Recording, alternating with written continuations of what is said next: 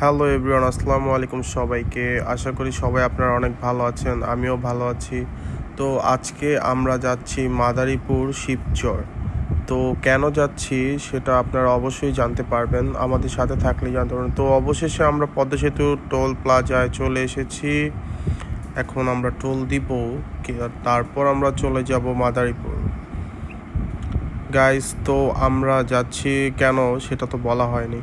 যাচ্ছি হলো আমরা আজকে খিচুড়ি খেতে। মাদারীপুর শিবচর একটা ভাইরাল খিচুড়ি আছে, তো আজকে আমরা যাচ্ছি সেই খিচুড়িটা খাওয়ার জন্য। তো আমি আমার বন্ধু মিলে বেরিয়ে পড়লাম। তো রাত 10টার দিকে বেরোইছি আমরা। যেতে আশা করি বেশি সময় লাগবে না, চলে যাব খুব তাড়াতাড়ি। আজকে অনেক পরিমাণ বাতাসও ছিল। আমরা চলে এসেছি কোথায়, শিবচর মাদারীপুর। তো খিচুড়ি খেতে আসলাম, আজকে শুক্রবার ছিল তাই আমি আর আমার এক ফ্রেন্ড আসছি। তো এখানে খিচুড়িটা ভালোই ছিল, আপনারাও আসতে পারেন চাইলে। বদনা বিরিয়ানি অ্যান্ড ভুনা খিচুড়ি ভালোই।